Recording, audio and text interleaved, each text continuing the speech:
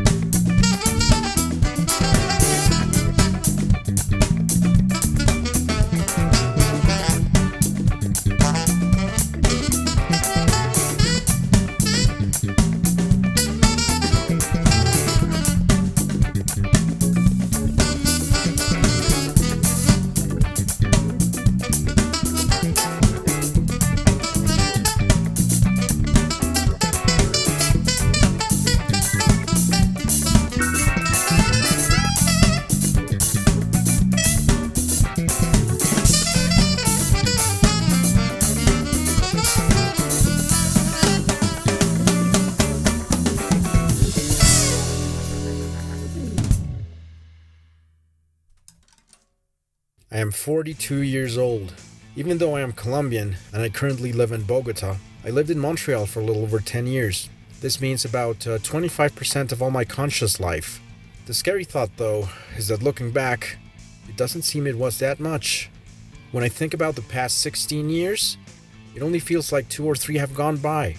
Time moves too quickly, my friends.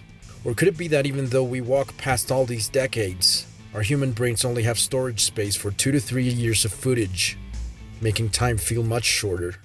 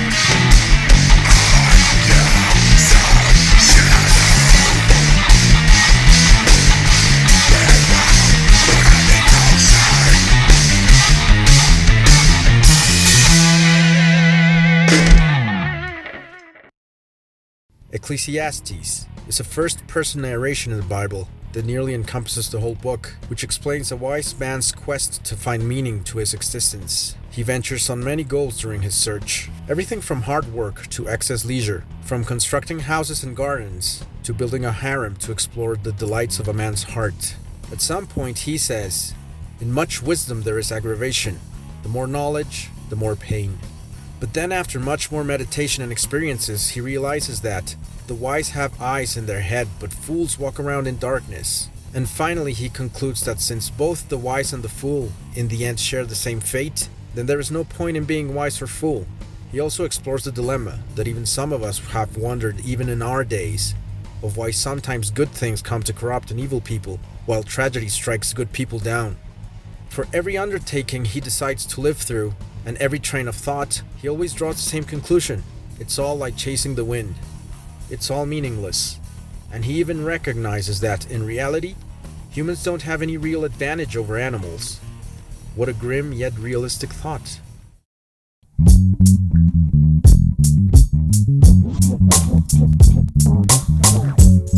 This is a mediocre rap book, but I wouldn't say the execution textbook. Got a bunch of duplicate tracks to make it sound thicker, but some chorus effect probably a bit quicker.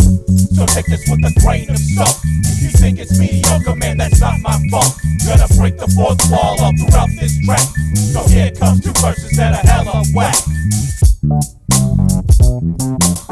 Knick-knack, paddywhack, give a dog a bone. It's a boom bap, clap trap to a metronome. The high-pitched whine matched with this slow steady time gives off a 90s vibe, like before 95. On the beat and with the swing straight out of New York. This verse is horsepower, but the next is all talk. I'll explain the car analogy in just a minute, but until then, it's the chorus again, innit? This is a mediocre rap hook, but I wouldn't say that the execution's textbook. Got rising through some chorus on this mamma jam. I got a voice so bad that I'm headed to the slammer. So take this with a grain of salt. If you think it's mediocre, man, that's not my fault. Gonna break the fourth wall as I recite this crap, but damn, this solo's gonna make you clap.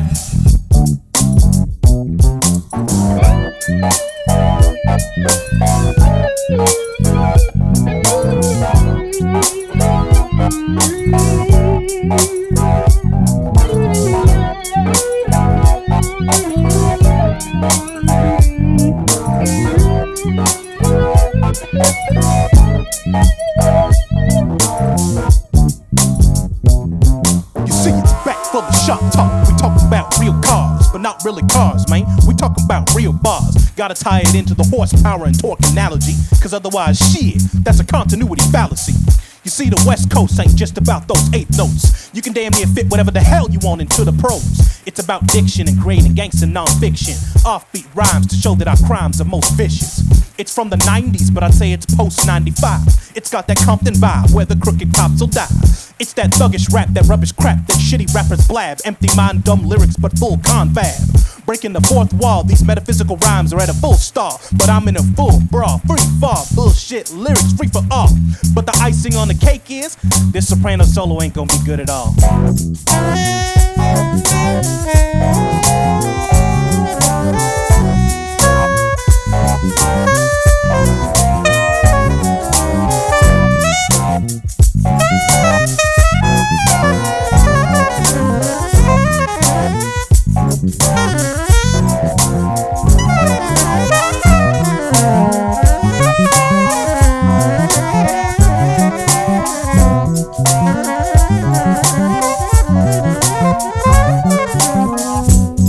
This is a mediocre rap book, but I wouldn't say the execution textbook. Got a bunch of duplicate tracks to make it sound thicker, but some chorus effect probably a bit quicker.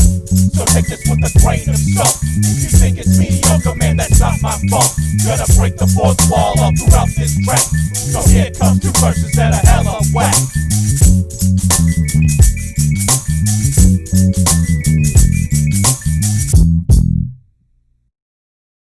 One, two, three, four.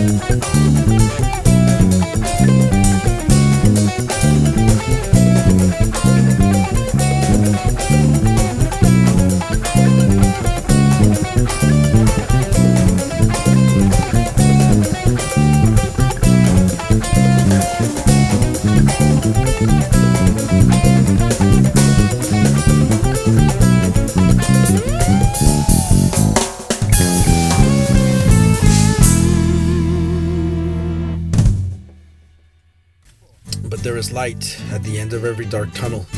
The wise man taps into the very meaning of life and comes to the answer that many, if not all of us, are looking for, but fail to see, since we expect it to be of a very complex nature, when in reality it's extremely simple. All people face death, and death is better than life. But we should enjoy life when we can. The world is full of risk. We should take pleasure when we can, for a time may come when no one can. He comes to very interesting conclusions. Enjoy life with your dearly loved spouse, all the days of your pointless life that God gives you under the sun.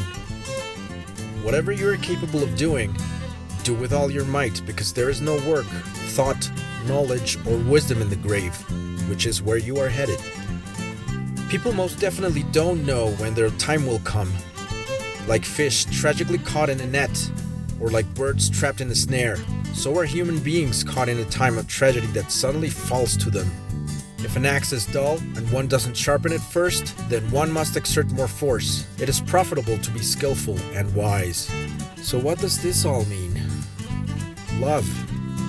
Love God above all. And if you don't believe in God, there's still wisdom you can take from these words. Don't waste your time hating and complaining. Love the people you have around you.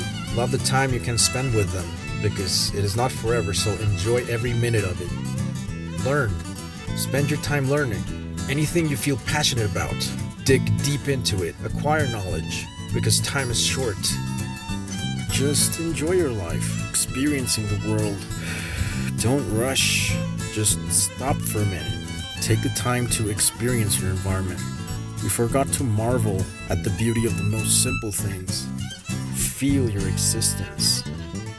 I really wish I had had this wisdom earlier in my life, but that doesn't matter. It's all pointless, remember? I'm not gonna spend much more time looking back. From now on, only looking forward.